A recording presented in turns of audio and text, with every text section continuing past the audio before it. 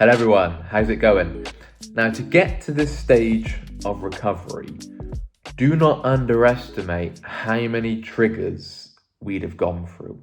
Okay, when I was going through my OCD recovery journey, I was getting triggered left, right, and center. Okay, it felt like I was getting triggered all day long, 24/7.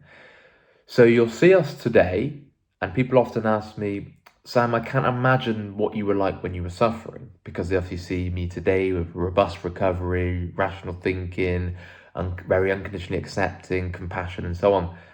But it wasn't always like that, because I was getting triggered all the time. It didn't take much to trigger me, because as we all know, I felt like I was on alert all the time. OCD was scanning for triggers. I was triggered very easily because I was so caught up in an avoidance cycle.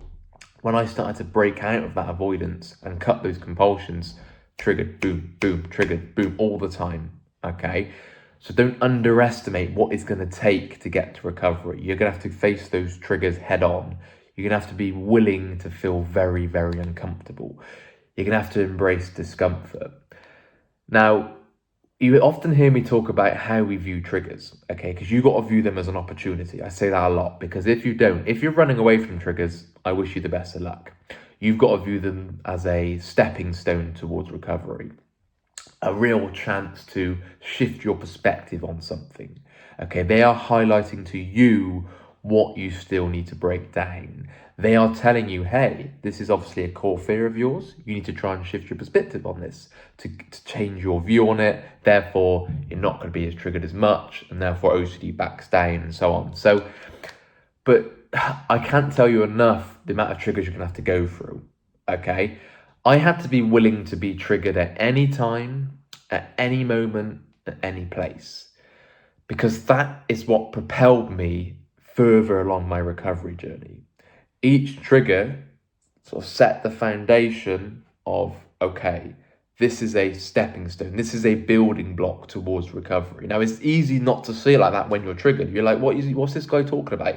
I'm triggered 24/7. How can this guy say, just see it as a blessing? But when you really look at what triggers are doing, yes, I know the symptoms are super high. I know they feel super severe, and it feels life and death, and it feels fight and flight. I know that, okay? I completely get that. I've been there. I've been stuck like that for years, okay?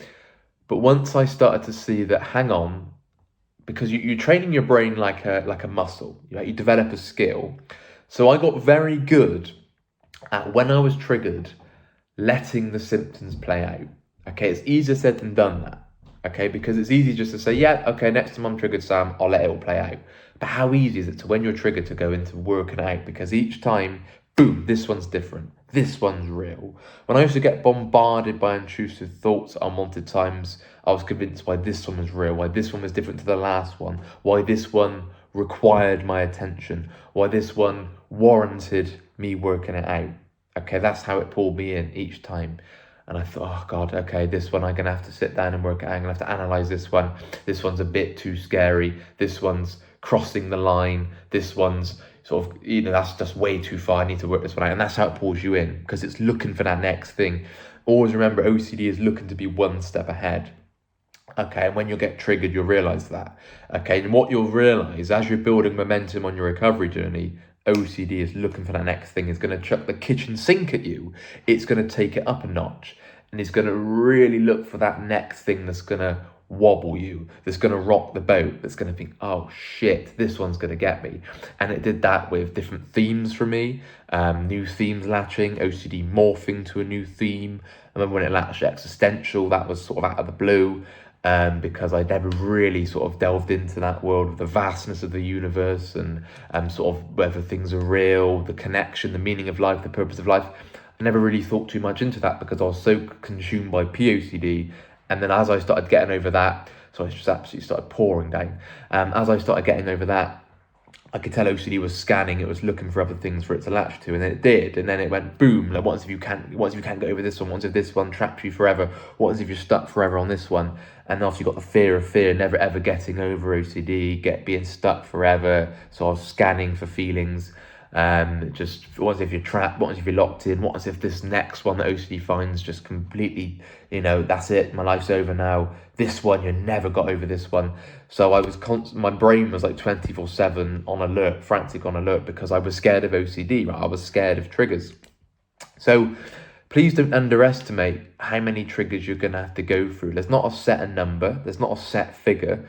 Otherwise, first call, I tell you, you are going to have to go through 1,043 triggers in order to recover. It doesn't quite work like that, okay? Because you're going to get hit with triggers left, right, and center. Okay, you've got to change your relationship with triggers, with anxiety, with all the sensations, the guilt, the shame, the panic, the depression, all the physical anxiety, the physical symptoms. You've got to change your relationship with the thoughts and the feelings. Because if you are dreading it, if you are very apprehensive towards suffering, or just like, oh God, here we go again, that sort of negative talk, that negative attitude, which I speak to a lot of people about. I'm sure lots of people watching this video know exactly who I'm talking about, where it's like, oh, here we go again. Oh God, this one's, oh, for God's sake, I can't deal with it anymore.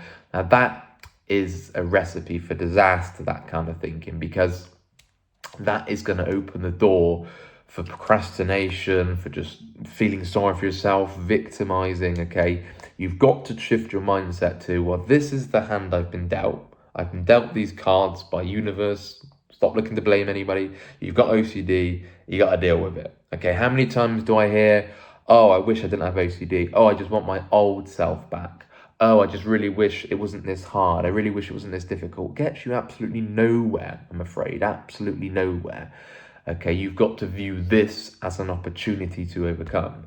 So you're not alone, okay? You often find with OCD that when you're triggered, you're like, I can't even say that because I feel like this is so obscure. Like, we often know that they're illogical. When you're triggered, you tend to know that this makes no sense. I don't even know why I'm triggered. But if you dig deep enough, it will show you the fear, right?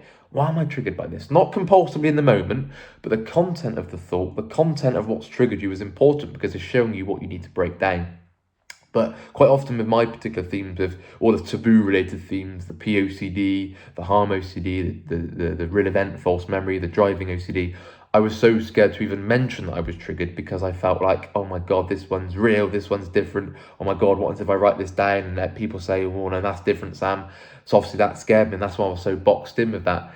But I had to view that as, okay, it's just another chance to break something down, right? I often tell people in coaching calls that no matter what you tell me, I'm going to say, okay, what are you scared of here? Because the OCD is just looking for that next thing that you can't accept. It's looking for that next core fear that you are catastrophizing, that you hold very rigid, irrational demands around, that you are writing yourself off if this were true, the undeservingness, the overgeneralized way of thinking. So saying something like, if I have this thought today, I will always be stuck with these thoughts, or if I lose my job, then I'll never get a good job again, and so on. So just OCD can latch all kinds of things. In this job I hear where somebody might be stuck with one particular theme, and we might be sort of been talking for 5-6 months, and we're gradually seeing big shifts there, and gradually seeing progress. And the next call, they come in with something they never even heard of before, and that's just the nature of the disorder, because it can latch to that, especially real event false memory, because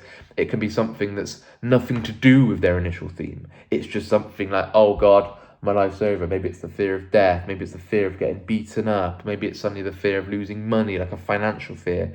Maybe it's suddenly the fear of their partner leaving them, even though they might have been stuck with, I don't know, POCD, and they might have been stuck with harm OCD, and all of a sudden it's now fear of losing your job. So it can switch up very, very quickly. So you can't underestimate the amount of triggers you are going to have to go through. I do this a lot. When you're marching on, right? As you're marching on the recovery journey, march, you're building momentum, you're really taking big strides, okay? You're gonna get slapped in the face, basically. You're gonna get pushed off track, you're gonna get sidetracked, you're gonna get distracted, you're gonna have all life going on as well. But you've got to keep marching on, okay? No matter how many times you fall off that bike, no matter how many times you take the wrong turn, it's going to happen, okay? You've got to keep pushing through, because OCD will throw that kitchen sink right at you. It's going to look for where you just nestle just in there thinking, oh shit, I knew it was going to latch to this one. How am I going to break this one down? Well, you've got to see it as an opportunity, I'm afraid. And the biggest frustration in this job is when people run away from OCD. That's like trying to outrun a bullet. It's going to get you. Okay, that's not to scare you. This is reality. It's going to get you. Okay, I spent years trying to outrun OCD. It didn't work because, like I say, it was outrunning a bullet. It was just trying to outrun, and then it was going to get me, and then it got me, and then boom, I thought, oh God, here we go. And plus, you're wasting time on, rather than breaking down what you're scared of, you're trying to outrun something. You're trying to escape something that OCD is going to catch up with you eventually. I often laugh when I hear, Sam, I'm going to go on holiday. And when I go on holiday, I'm going to just relax and forget about OCD. And I say, well, you do realise OCD will come with you, right? I'm not telling you to avoid holidays, but you can't be trying to do things like that to escape OCD.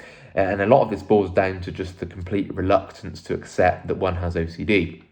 Something that I suffered with quite often, that I struggled to overcome. That I had a lot of internal comparison going on, sort of comparing myself to my friends, comparing myself to my partner, comparing myself to sort of anyone in the street, thinking, I remember walking through like London or walking through a busy city centre thinking, looking around going, but nobody else is suffering with this. I remember being at football matches and looking around like a 70,000 seater stadium thinking, I bet nobody else here is stuck with harm OCD, with POCD. Nobody here is stuck with chronic guilt. I remember being like sort of on a train thinking, I bet nobody here even knows what OCD is. And I just felt so alone. But what I was doing now, I couldn't accept that I had a mental health disorder, which didn't help because I spent time just trying to work out I had OCD, but also just victimizing myself, saying, oh, why me? Why have I got to go through this? Rather than getting on with the bloody job of overcoming OCD, getting on with the task of recovery, going towards my fears, breaking it down. Yeah, people spend years whining and complaining and moaning and saying, why me, why me, why me? But it doesn't solve absolutely fuck all, I'm afraid. It solves nothing.